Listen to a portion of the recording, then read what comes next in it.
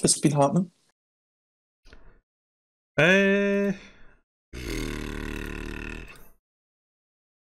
Not much, to be honest. Another regular week. Frank's away somewhere with Chris. They're away. I don't know what the fuck they're away to. I've seen that. Is that like a couples thing? I don't think so. The only reason I ask is because the picture that I had seen, it was like he was showing the room, and you know the place looks really nice, but the room, it was just two single beds, and I kind of thought, oh, maybe he's made. I don't know if he just kind of went on like a spur of the moment trip. No, I'm not. As far as I can tell, basically the only thing I know is last week. No, the Friday there, but the Friday before when Chris was up here hanging out. At one point I was in the toilet, came back, and the two of them were in the middle of a conversation talking about this. Right, and how they were going to go up to this place for whatever reason. It seems like what it is Chris wants to go up there to take pictures. And drone shots and stuff. And Frank is just like, I'll just come along just cause. Just for something to do, I guess. I don't know. There's worse reasons to travel, I suppose. So I like walked into the middle of the conversation, but I didn't know when it was happening or anything like that. And then basically just yesterday, Frankie was like, I'm away until Thursday, and I was like, alright. Alright, just casual as that? Just casual as that, just I'm away until I'm away, I'm not back till Thursday. And I was just like, alright. So people would kill to have you as a roommate, you know, constantly in, works from home. I'm constantly in, aye. Like, they could go away for months at a time and know all their belongings and stuff are safe. That is true. It's true. I am the reliable hermit. Right. I want to talk about a story I read about throughout the week. Okay. Did you? I don't know whether to laugh or no, but I think it's hilarious. I think it's hilarious, although it might not be hilarious for the person involved. Did you read the story about the woman who had an incident at Aldi or Lidl, one of the two, whatever one? I don't think I did. This does not sound familiar at all. Right, so it was a story, right? And it was, I'm going to just get the actual headline up because to me, it's something that everybody can relate to, but it's just such an extreme reaction. Right. Mum breaks into tears at Aldi after aggressive speed of cashier.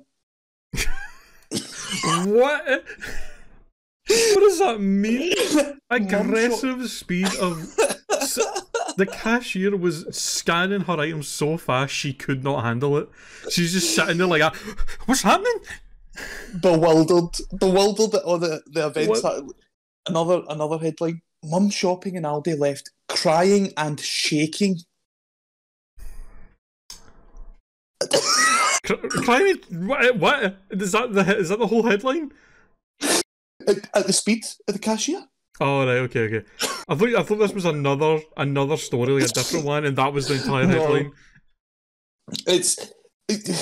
You really shouldn't laugh, but we've all been in Lidl and we've all been in Aldi and stuff like that. They're quick because that's, you know, they've got a lot of people to say, I guess that's their stick. So if that's so much of a surprise, it still doesn't make sense. There isn't. I cannot imagine any context where the person scanning your groceries for you is gone too fast to the point that it makes you cry and get upset. Like, why do you want it to not be fast? I don't know if it's maybe just a kind of one of the instances where she's maybe freaked out. Like, she just doesn't know. It's maybe just happened so fast. She just, I don't know, can't keep up with it. So you come in your head, you're kind of like just this immense pressure, and maybe that's why she cried. I don't know, but I don't get it either. I don't get it. No idea. That's insane. Mm-hmm. I've no idea how that could happen.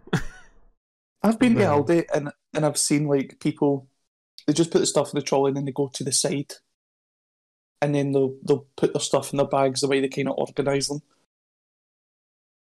But so like you know what you're getting at. If you go to Asda or Tesco, you know chances are they're going to offer you a bag or help with your packing.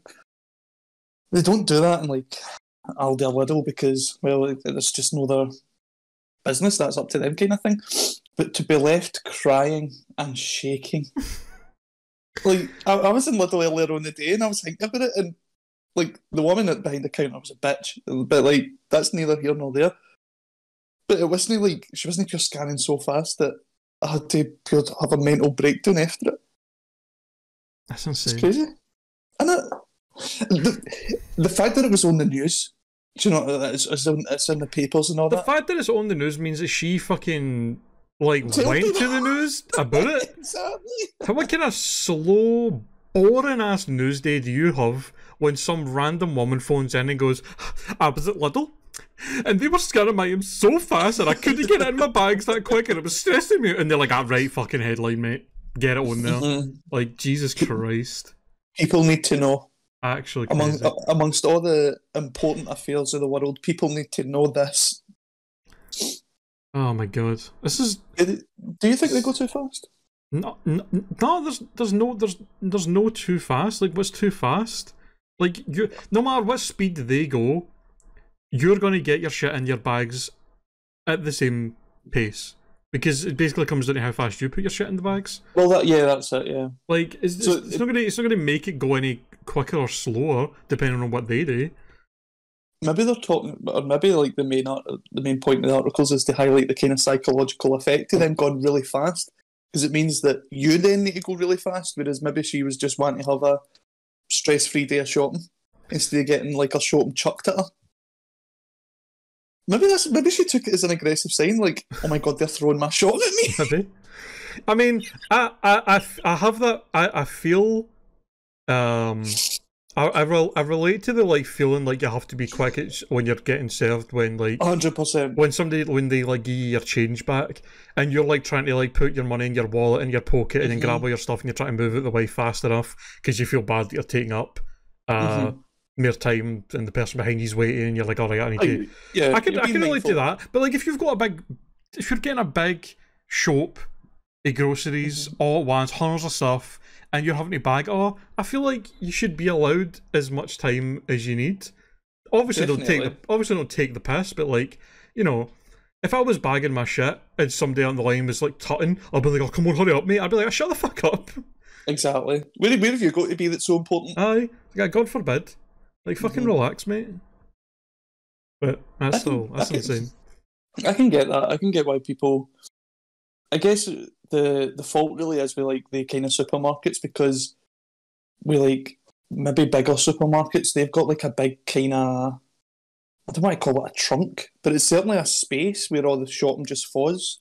So you know, maybe but in like Aldi and Lidl and all that, it's like a tiny little counter space. It's quite small now. And like they know that you're gonna want your milk or eggs to fall in the flare. So they just kind of, every so often, just nudge it towards the edge to kind of, you know, get you in fight or flight mode. Oh, fuck. It's hilarious.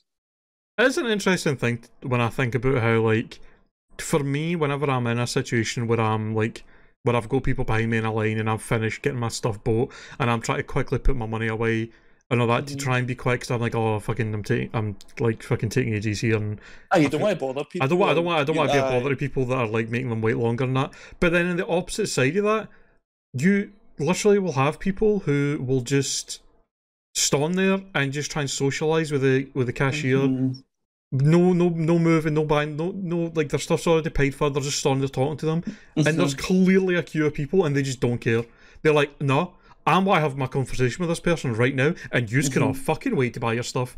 And I'm just like, I can't imagine being that selfish. To hold up everybody else's so day. many people's times for something that you could do later, because there's either two things. Either you actually do know this person and you're talking to them because you know them, which means you can have this conversation any fucking time later in the day, or you don't actually know them and you just want to talk to somebody because you're a lonely bastard, in which case get to fuck. I mean, there's nothing wrong with being lonely, but don't fucking certainly pick and choose your times. Yeah. That's not the time to fucking try and converse with people like at a fucking grocery store. Go to the fucking go to the big one, like, if you're looking for somebody to speak to, or if you're maybe a bit lonely, you know, maybe the supermarket worker isn't the person to like kind of burden with that responsibility of making you less lonely.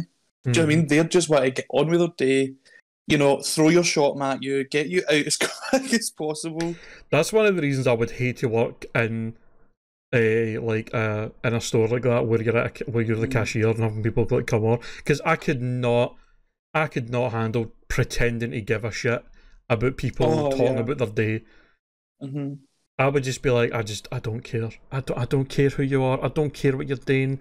I don't care about your life. Just get your shit and go. Like, I'm perfectly happy to do this entirely in silence. The only things need to be said are, is this much? Here's your change. Do you want a bag? Yes, thank you. See you later. That's it. Like, there's no need for any other words to be said here. See, I think I'm quite the opposite, because when I worked in Asda, and like when sometimes like they throw you in the checkouts, I loved it.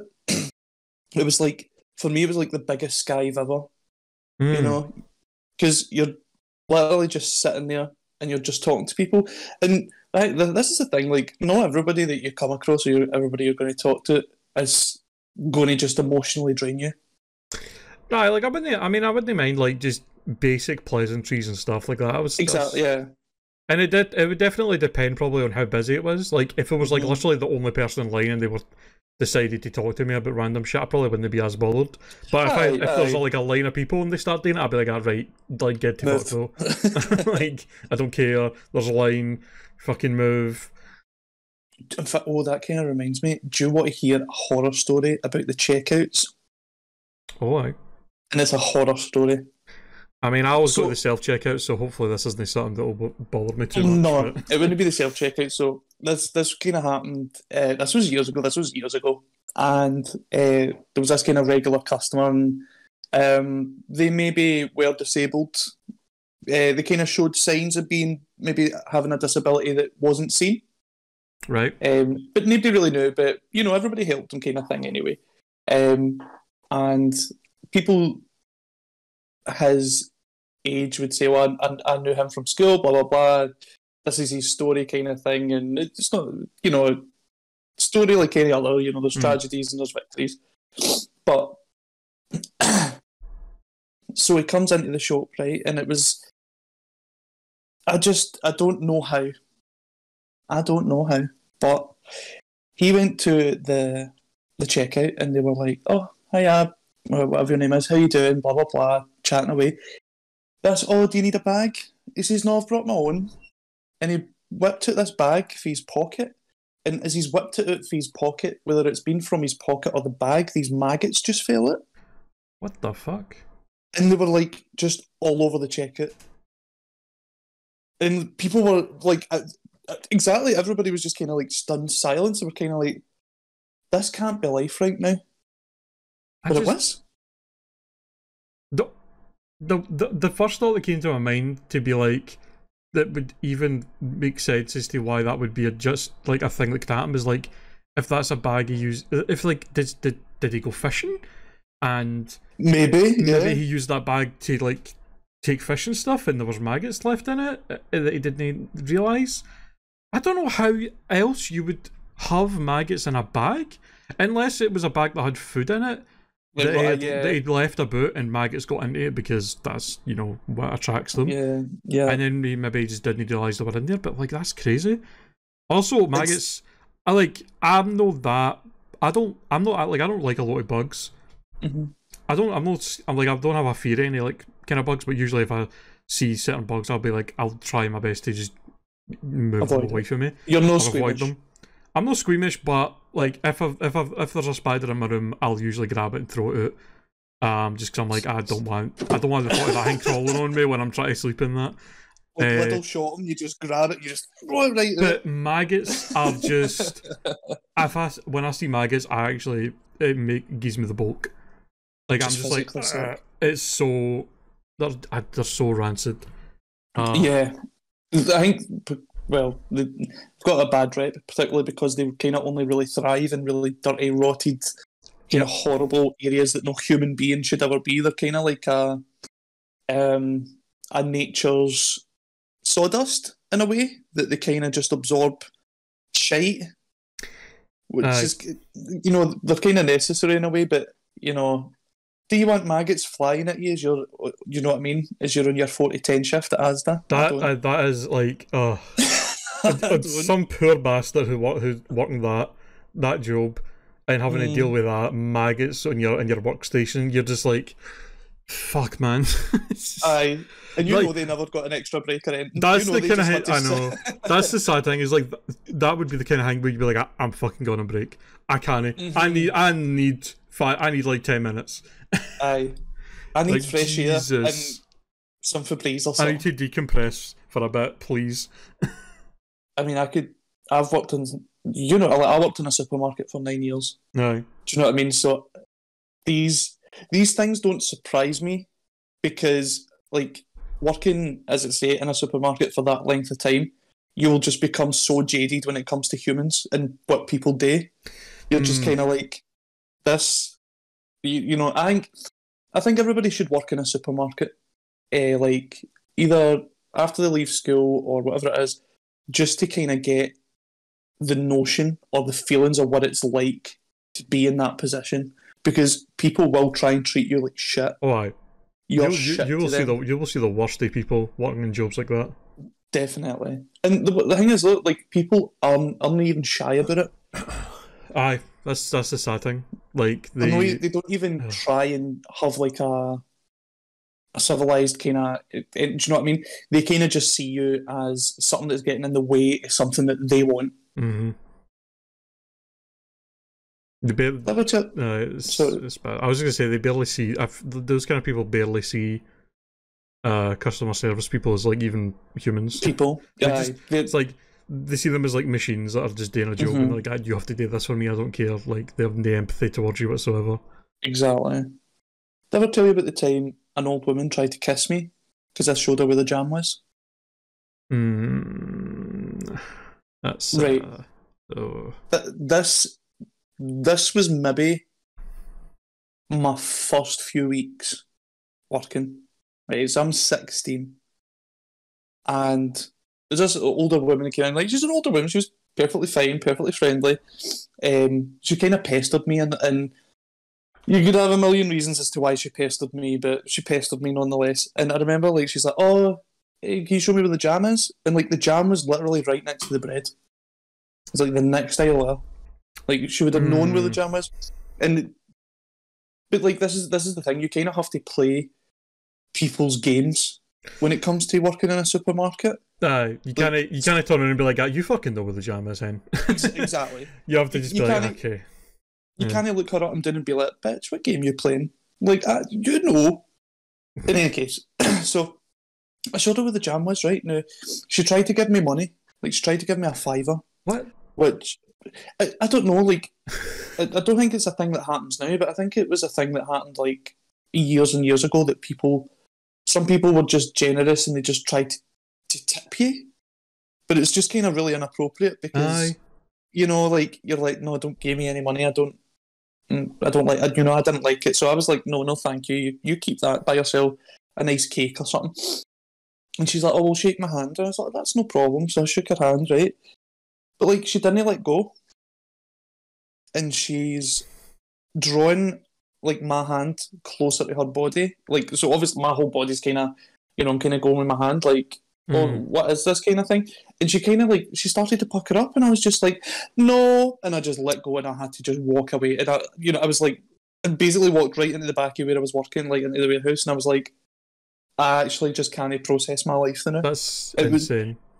It's just, I was kind of like, if that was my granny or my auntie, it wouldn't be an issue, but you're a stranger to me. You're just somebody that's at my work. I couldn't believe it. That's fucking crazy, man. That's how the amount of like just how inappropriate and just weird that is to try and date somebody. Like, I think like we were talking earlier on about like lonely people, and sometimes lonely people can go into places where they know that people are going to be there. And they know they're forced to interact with them. Exactly. And, they know that the relationship is always going to kind of be in their favour. It's a power fucking it's a power thing. And this is the thing, like everybody that works in a supermarket will have one story, if not many, about how basically somebody came in demanding everything and they deserved nothing. It's their mentality of, you have to put up with me, you can't be rude to me, you can't say no to me because you could lose your job, so I know I can fucking do what I want and say what I want. And it's just, Like you worked in a bar for a wee bit, so like maybe you've got like a kind of understanding of how people can be. I mean, like I don't think. I think I could work in a supermarket, no problem, and I could tolerate the shit, and you know, I've found ways to deal with it, kind of thing. But I don't think I could have the same cope mechanisms for people who are drunk. Do you know what I mean? Because in a supermarket there is a power play, but in a bar it's kind of like the opposite. Like you've got the power because you've got something that they need, and they need to be nice to you in which to get it. Does that make sense? Aye, true.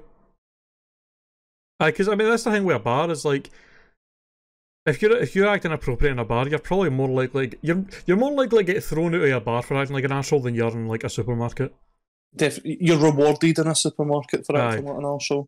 But in bars, they usually don't put up with that shit. They're just like, no, get the fuck out, mate.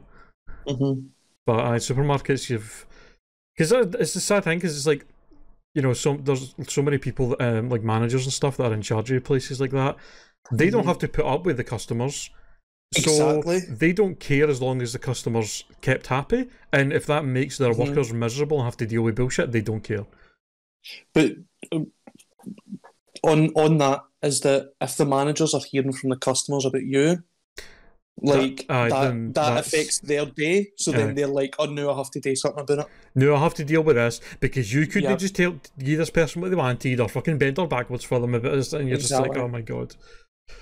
I remember like we had an old manager, and they were just checked it.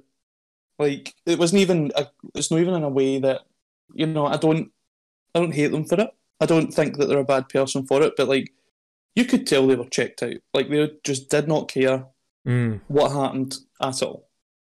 And like I remember like being really annoyed about it because it kind of just fell to everybody else to kind of give a fuck. And I remember I was like, listen, you're a manager. When are you going to manage? Oh. And like, you know me, I'm sass. I'm all sass and all ass. And I was just kind of, because I was so annoyed with just having to deal with shit that was just so above my pay grade because they weren't dealing with it. Do you know what I mean? Fuck, man. I've got a million horror stories about working in a supermarket. If you're listening, post the worst story you've heard about working in a supermarket.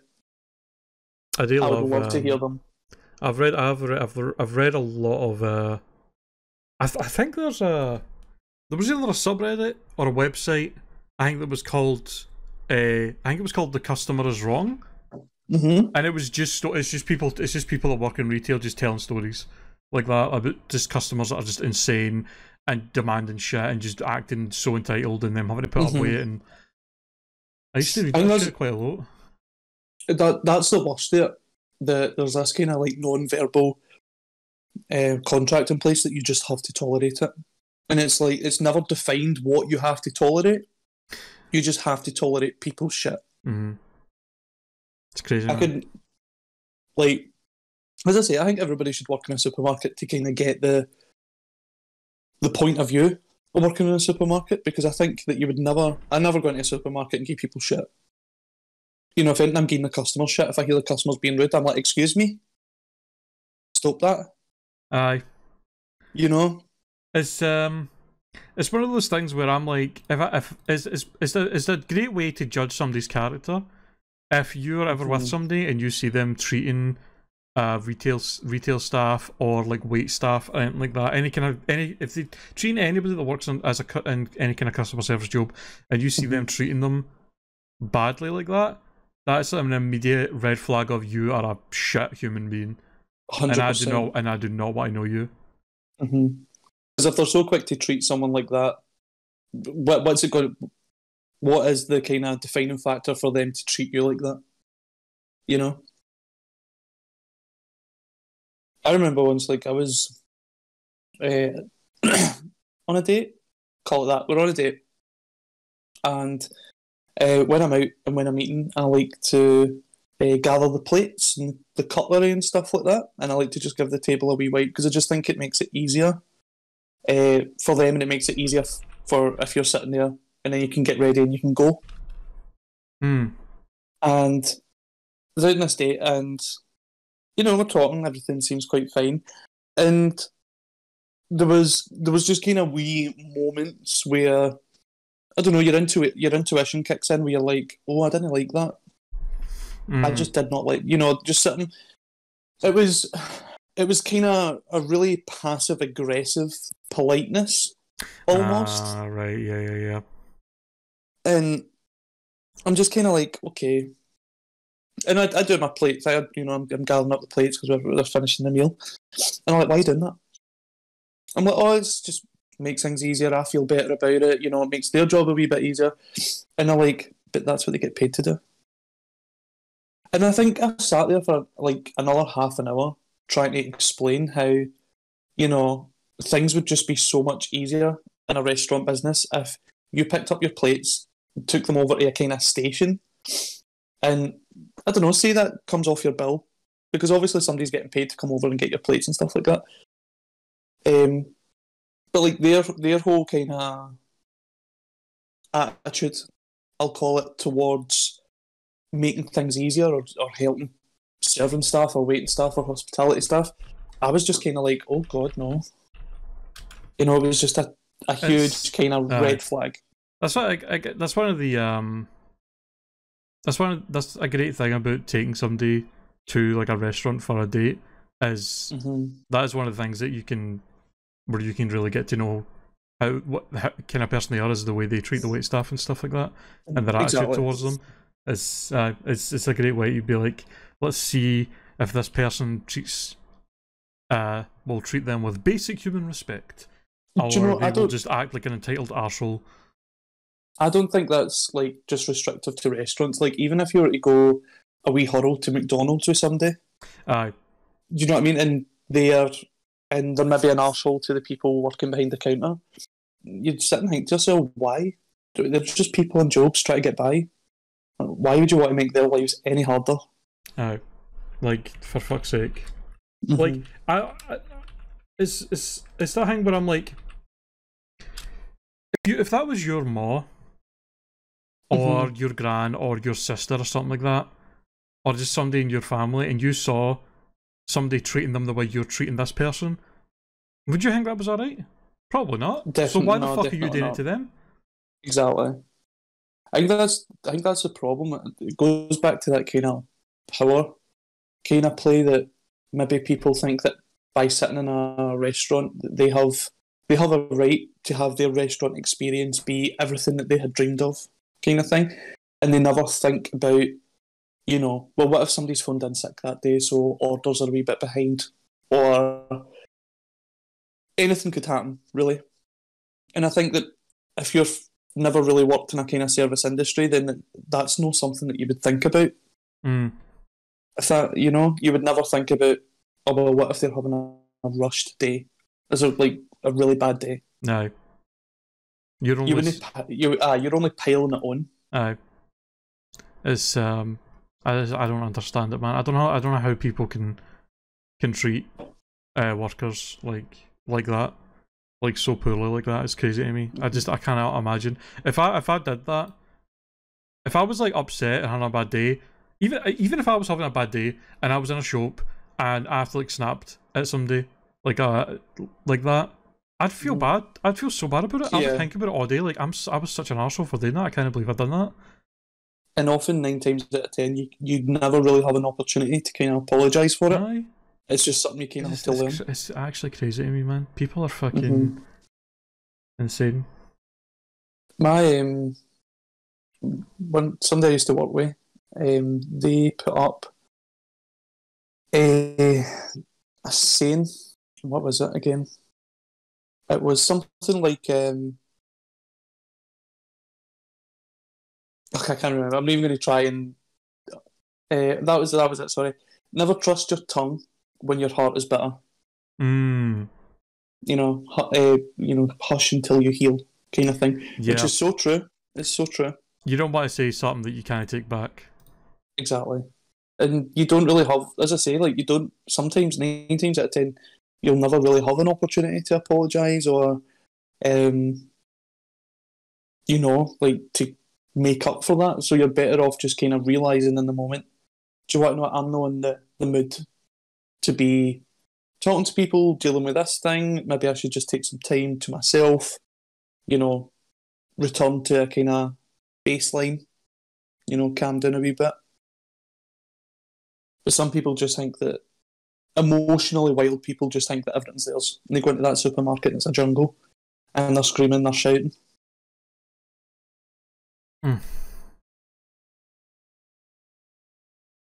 That's fucking goddamn. I mean, there's not really much you can do about it either. Because that's the sad thing. You're dependent on people knowing better. And most of the time they do not. Or they do know better, but they don't care. Yeah, which is, definitely the case.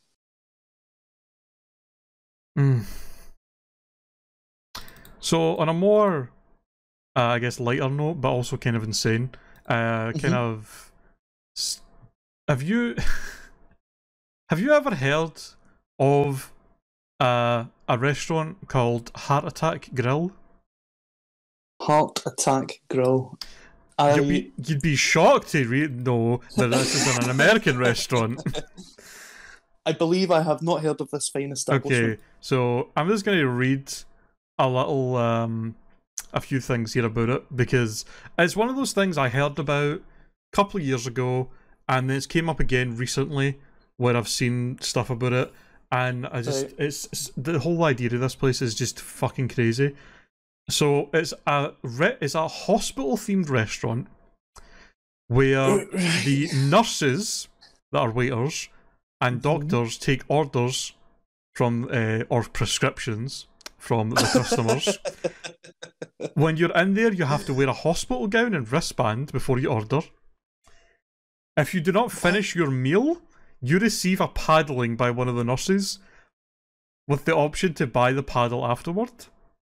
No. The menu is exceptionally high in calorie and fat. It includes single, double, triple, quadruple, all the way up to octuple bypass hamburgers. What? Up to 8,000 calories for these burgers. No. All you can eat flatline fries cooked in pure lard. Beer and tequila, butterfat milkshakes. Fucking. Is there an actual doctor there though? I don't think so.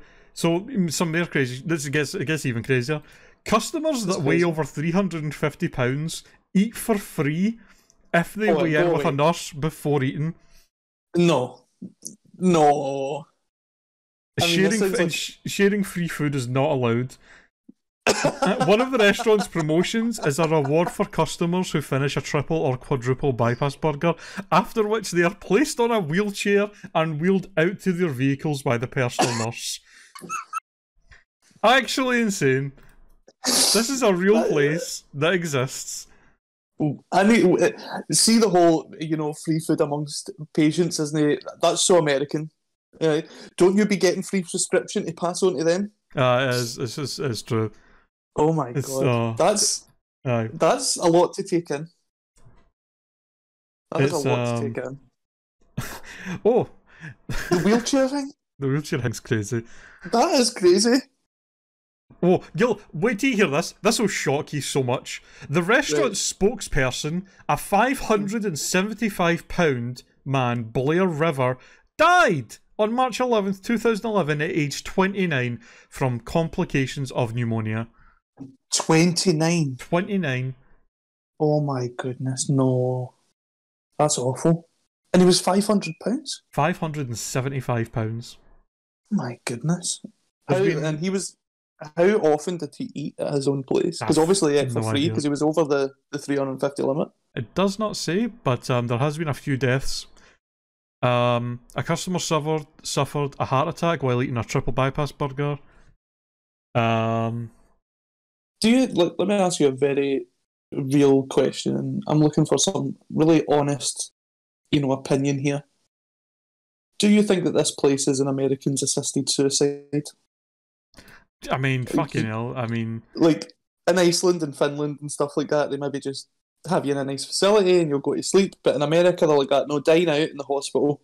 I mean, quadruple bypass. Basically, it's in Las Vegas, of course. Of course. Like, on the Wikipedia page, there's a picture of, like, the outside of the restaurant. And it literally has, in neon lights, over £350, eat free. So it's literally advertising and try to get people who are already extremely overweight to come in and eat stuff that could easily give any regular sized person a heart attack, let alone somebody who probably already has health issues with that kind of stuff. Like, literally push you over the edge. Yeah. I mean, this. I'm looking it up now. Like, this is just extreme. This isn't even like, going out for something to eat. This is just like extreme kind of putting your body under an immense amount of strain to kind of digest all of this. My goodness, it's crazy. No filter cigarettes. I've seen that as well. Aye. Oh, I mean, this place is literally telling you to die. This is saying, come in for the sexy nurses and leave in a coffin. I'm shocked. I'm actually shocked. It's an insane place. It's an insane place. Do you want to know what the worst it is? Not one bit of salad on that burger. Of course there isn't. Salad? Come on. Not a touch of lettuce, nothing. I mean, it does look good. But I would. That's the thing. Like, I would probably only get like I guess the minimum is a double bypass. I would maybe get a double bypass and I'd share it. I'd split it. I don't think that I'd want to feel that amount of. I don't want my body and feel every minute of my body digesting that amount of food. It just wouldn't feel great. I feel like you take one bite of a burger for them and be like, alright, I'm done. Like, it's enough. This is crazy. I mean, that's the thing. Like, it was probably started off as like a kind of a joke and a kind of novelty. Like, centre around one of America's biggest issues, which is the health crisis, and we'll make it into like a fast food joint. But from what I'm seeing now, it's literally just come to die. Like, come and die. Come and die. Come here to die.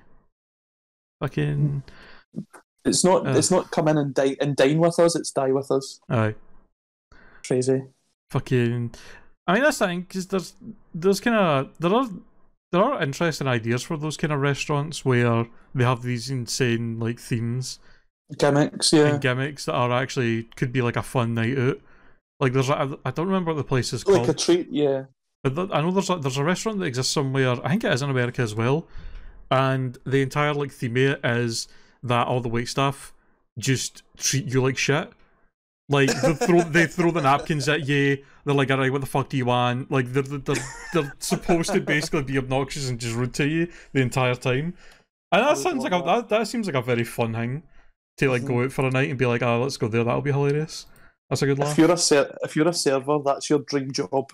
even if it's just for a couple of months. But see, to be able to tell a customer, "Fuck you," just fuck you. Can you imagine somebody going past this place, no knowing what it is, and going, "Oh, this place looks nice." Going in, they sit down, fucking waiter comes up, throws a napkin at them, and like, "What the fuck do you want?" They're just like, "What the fuck?"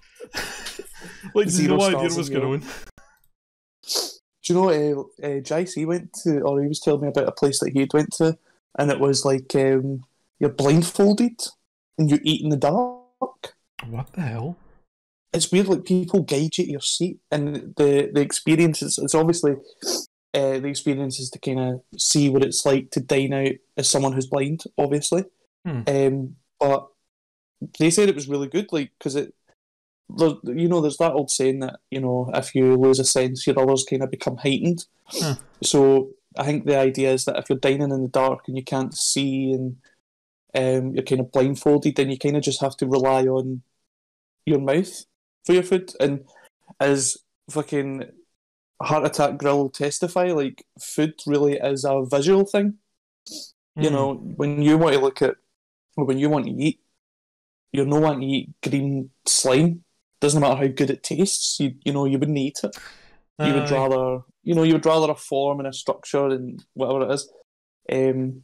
But I just thought that was kind of a really interesting kind of dinner experience. That's quite interesting. I feel like that's somewhat dangerous. You could so easily like spill a glass or accidentally like miss your mouth and stab yourself in the face with a fork or something. Like, I don't know. Like, you're cutting off one of your partner's fingers because you think it's part of the steak. That's kind of crazy. There's these kind of weird restaurants like that. I've got these gimmicks and that. Do you know what I think would be great for like a restaurant, or depending on the size of the restaurant? But like, I would just love a murder mystery night with a restaurant. Like where you maybe have a starter, and then after the starter, there's probably events like it, but after the starter, somebody dies who wasn't in your party, and then it's just a kind of for the rest of the meal, it's a murder mystery. Which I think it would be great. It'd be a great way to kind of have a dinner. That would be pretty fun. Like have like it's a thing you have to book in advance, and there's like everybody has to show up at the same time and that, and then in the middle of all the customers they have some actors that pretend to be murdered, and then you have to try and figure out who it is, and there's that would be a pretty fun kind of thing to do. I'd have fun with that. And like maybe, I don't know, it could be revealed who it is through dessert. Like you've got the character that would come in and kind of round everything up, all the clues, and then point the finger. That would be a very fun thing. It'd be hard to organise a thing like that. Oh yeah, definitely. But I guess it would be one of the things where it would cost probably a lot more for the food and all that, because of the whole. You would need a group. You need a big group, I think, to make it really kind of worthwhile. That'd be very fun. I guess it's a cool idea for one of the things. I wouldn't be shocked if that did exist already. But, there's probably something like it out there, because I know you can obviously get like murder mystery nights. I don't really know if dinner's involved, but yeah, it's funny that I think like the blind kind of thing that I was talking about. I think that's obviously not a restaurant somewhere. That's kind of been like a night that's been kind of planned, if that makes sense. Where they've basically, like the restaurant or whatever, have said, we're putting this on, buy tickets. Googling it, and it does seem like there's a thing that exists, but it's not a restaurant. It's like they come to you, basically. Right. Okay. So you would host a party and then hire these people, and then they'd show up with like I guess a bunch of actors, and then you'd have to try and figure out which one of them is like the murderer and stuff.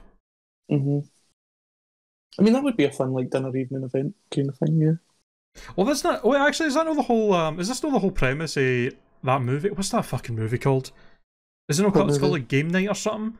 Where Game Night. It's like it's basically that idea where these people are hanging out, having a party, I think it's called Game Night, and they basically hire this like murder mystery people, like group, that come to your place and like they pretend to kill somebody, and is it Will Ferrell? I think so.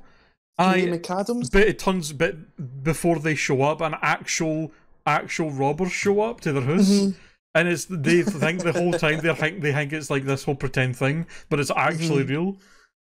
I've seen that movie. It's a good movie. It's a fun movie. Have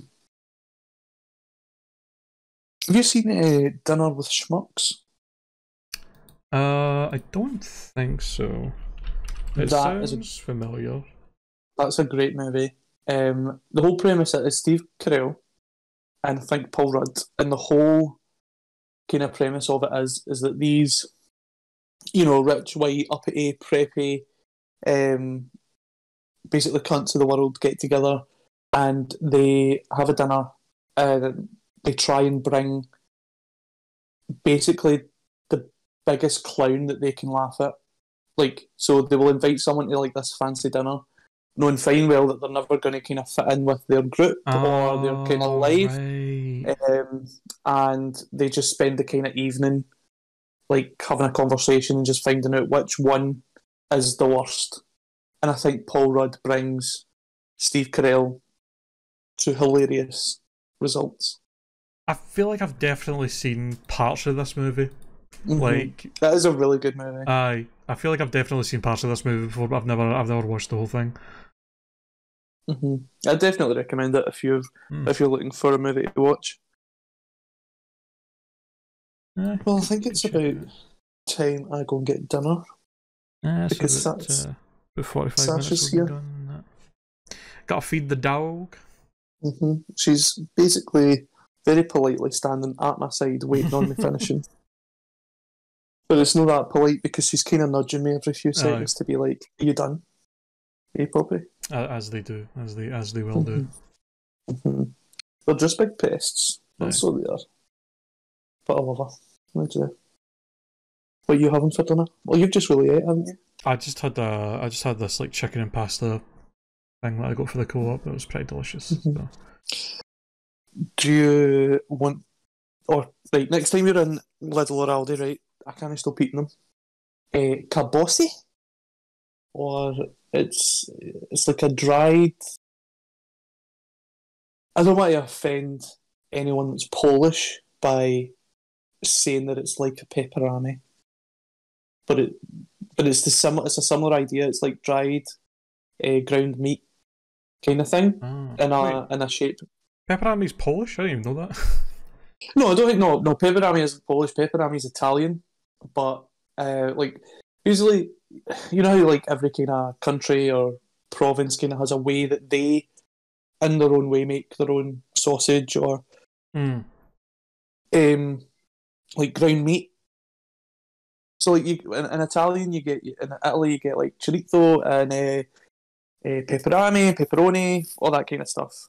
But in Poland you get kabossi, and